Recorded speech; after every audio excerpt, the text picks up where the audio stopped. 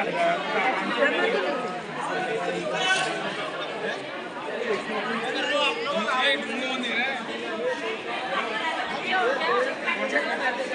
Sign हो गया। मुर्दाबाद मुर्दाबाद विश्वविद्यालय मुर्दाबाद मुर्दाबाद मुर्दाबाद। हमारी मांगे पूरी करो पूरी करो पूरी करो। हमारी मांगे पूरी करो पूरी करो पूरी करो।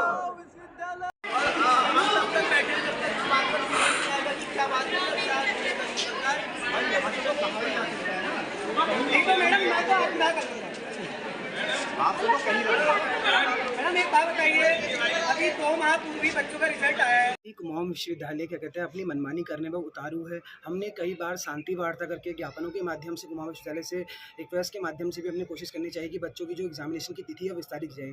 कुछ समय पूर्व ही बच्चों के अभी रिजल्ट घोषित हुआ है, कुमाऊं विश्वविद्यालय ने रिजल्ट घोषित किया है। उसी के बाद महाविद्यालय कहते हैं तुरंत एग्जामिनेशन फॉर्म भरने की डेट आ गई। और समर्थ पोर्टल जो क्या कहते हैं कुमाऊं विश्वविद्यालय का समर्थ पोर्टल है, उसमें अनेकों परेशानियां आ रही है, लेकिन उनको सुनने वाला कोई नहीं है। मैं खुद एमए का छात्र हूँ, मेरे 2 एनरोलमेंट नंबर हैं। बीए में एनरोलमेंट नंबर 1 है, एमए में अलग अलग एनरोलमेंट नंबर आ रहा है, वो भी समर्थ पोर्टल की गलती के कारण। मैंने अपने ज्ञापन के माध्यम से भी विश्वविद्यालय को सूचित करा, लेकिन उस पर कोई कार्रवाई नहीं हुई। कई बच्चों के 6-6 7-7 सब्जेक्ट आ जा रहे हैं, कई बच्चों के सब्जेक्ट सेलेक्ट नहीं हो पा रहे हैं। इन सारी चीज़ों को दरकिनार करते हुए कुमाऊं विश्वविद्यालय अपनी मनमानी करने पर उतारू है।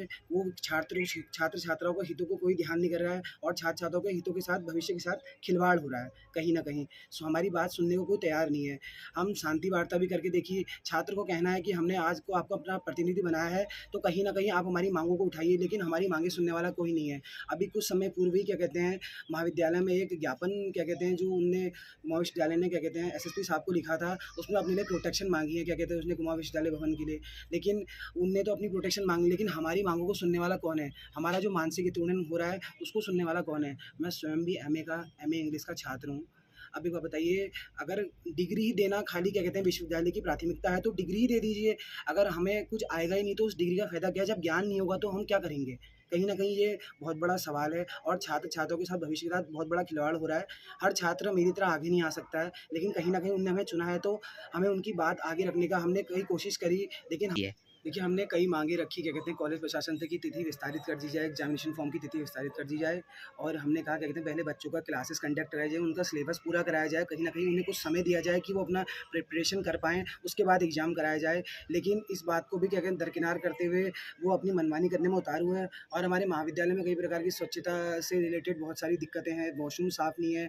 हमारा महाविद्यालय 15 से 20 कमरों में महाविद्यालय चलाया जा रहा है। इतने 16 से 17 1800 की स्ट्रेंथ है महाविद्यालय में, बच्चों को शिक्षा अच्छी से नहीं मिल पा रही है। दूसरा महाविद्यालय है, उसे स्थानांतरण नहीं कर रहे हैं क्या कहते हैं अभी ये हमारे विश्वविद्यालय को। कहीं न कहीं इन सारी माँगों से बच्चे के भविष्य का खिलवाड़ हो रहा है। इनने ये क्या कहते हैं धंधा बना लिया है, शिक्षा को एक धंधा के रूप में बना दिया है। अभी जो बच्चा, अगर एक बात बताइए, एक बच्चा जिसकी एक सब्जेक्ट में बैक है, वही बच्चा उस एग्ज़ाम को भरेगा, दोबारा उस एग्ज़ाम को देगा।